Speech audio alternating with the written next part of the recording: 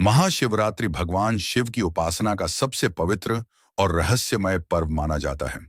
भगतों पुराणों के अनुसार इस दिन भगवान शिव और माता पार्वती का विवाह हुआ था। इसीलिए इस दिन किया गया व्रत 100 गुना फलदायक होता है। यह व्रत शिव और माता पार्वती की अटूट प्रेम का प्रतीक है। आज हम उस रात्रि का रहस्य जानेंगे।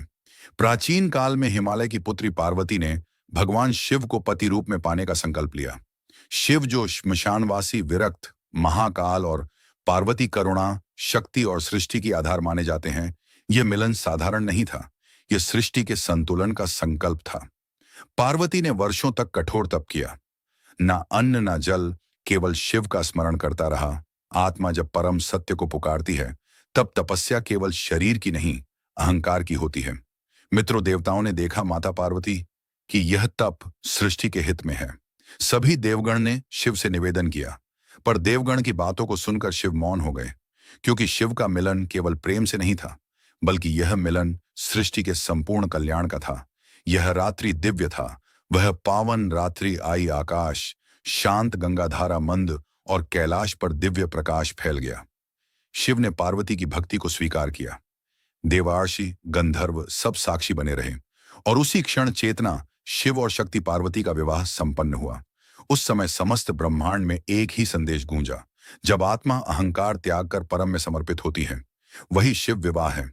वही प्रेम वीर शक्ति एक हो गए। वही पावन क्षण महाशिवरात्रि कहलाया। इस दिन विधि पूर्वक शिवलिंग की पूजा अर्चना करना, कथा सुनना, भक्तों को मन इच्छा फल प्राप्त होता है। तो आइए भक्तों, आज हम उस कथा को सुनते हैं, जिससे सुनने मात्र से सभी कष्ट एवं दुखों का अंत होगा।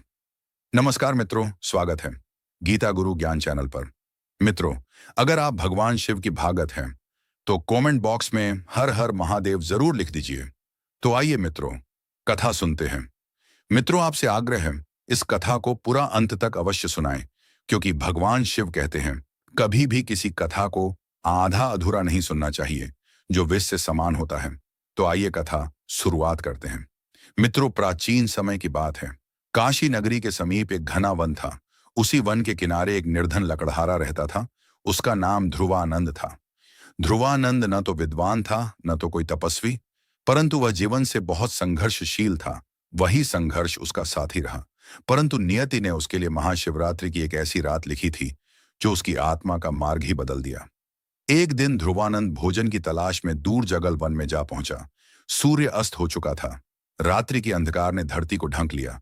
चारों दिशाएं मौन हो गईं। तभी कहीं दूर से ध्रुवानंद को शेर की गर्जना सुनाई दी।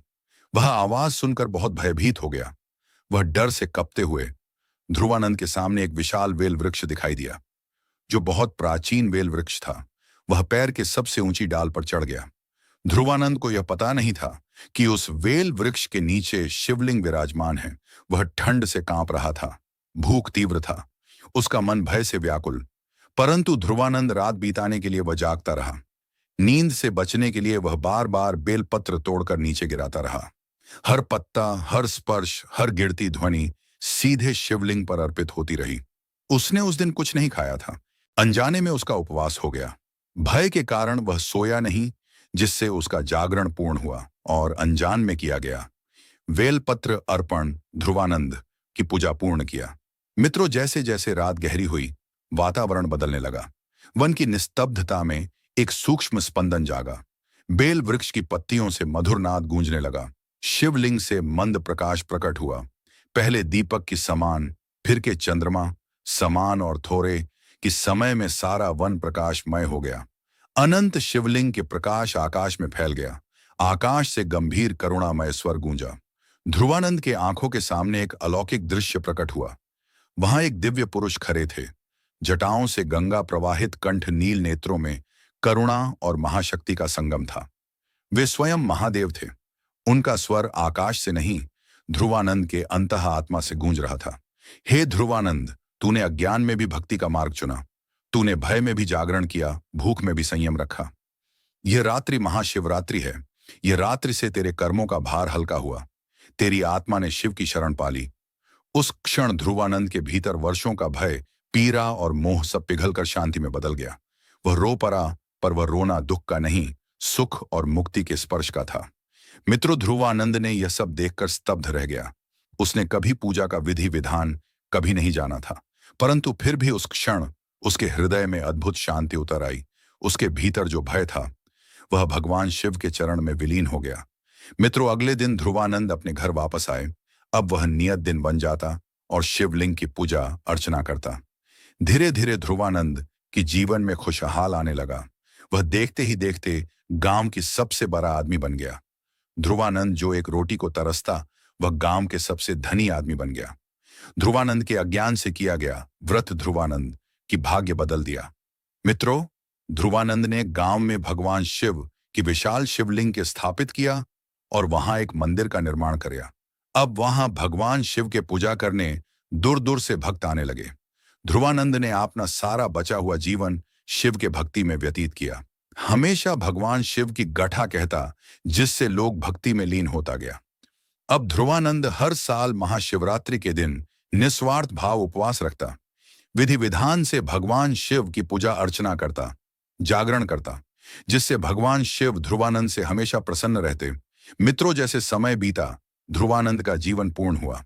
जब उसकी अंतिम श्वास चला और आत्मा बाहर निकला, तब उसी क्षण ध्रुवानंद की आत्मा को लेने यमदूत नहीं आए, बल्कि शिव के देव दूत आए। देवदूत ने कहा, हे ध्रुवानंद, तुम्हारा सच्ची भक्ति केवल विधि नहीं, भाव है। महाशिवरात्रि की रात्रि में किया गया स्मरण कर्मों के बंधन को क्षीण करता है। जब मनुष्य अज्ञान में भी शिव का आश्रय पाले, मोक्ष का द्वार खुल जाता है। मित्रों, अब ध्रुवानंद का शरीर पंच तत्व में विलीन हो चुका था, पर उसकी चेतना अभी भी जागृत थी। जिस सत्य को मनुष्य जानता है, आत्मा न जन्म लेती है न मरती है, वही सत्य आज ध्रुवानंद की आत्मा अनुभव कर रहा था। जब ध्रुवानंद ने अंतिम श्वास लिया था, तब वह स्वयं को अपने शरीर से अलग पाया। वह अपने ही निष्प्राण शरीर को देख रहा था, पर यह आश्चर्य भय नहीं था, यह एक अद्भुत शांति थी, जैसे किसी ने उसके हृदय पर करुणा का हाथ रख दिया हो। अचानक आकाश में एक उज्ज्वल प्रकाश फूटा। उस प्रकाश से दो दिव्य पुरुष प्रकट हुए, जटाधारी, त्रिशूलधारी, भस्म से विभूषित। वे शिवदूत थे।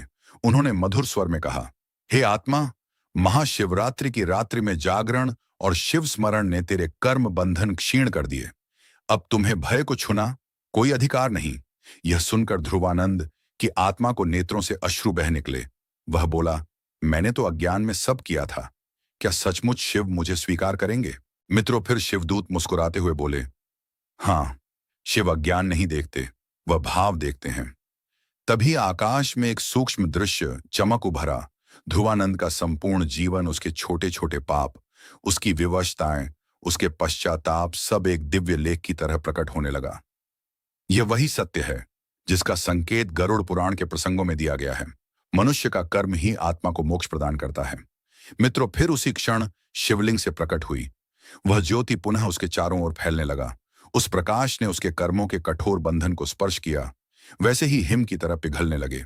दोस्तों, जिसने भी एक रात्रि सत्य भाव से जागरण किया, उसके भीतर शिवत्व का बीज अंकुरित होता है और वह मोक्ष को प्रदान होता है। शिवदूतों ने ध्रुवानंद को प्रकाश पथ पर अग्रसर किया। वह मार्ग न आकाश में था न पृथ्वी पर, वह चेतना का मार्ग था। वह रास्ते में उसने अनगिनत आत्माओं को देखा, कुछ मोह में बंधी, कुछ भय से कांपती, तो कुछ जिनके मुख पर शांति थी और प्रकाश की ओर बढ़ रही थी। यह देखकर ध्रुवानंद ने देवदूत से पूछा, है देवदूत, आत्मा के साथ यह भेदभाव क्यों है?